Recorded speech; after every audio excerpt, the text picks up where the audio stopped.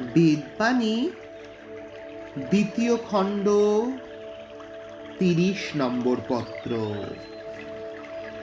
ভাগ্যই ফল প্রসব করিয়া থাকেন, সত্যনারায়ণের ভাগ নাই, তাহার লয় ক্ষয়হীন, ঐশ্বর্যে পূর্ণ।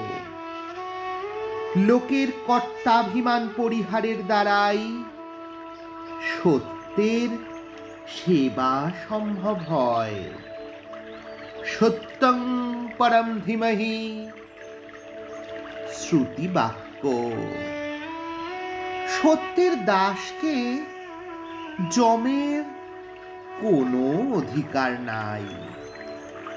জয় রাম, জয় গোবিন্দ।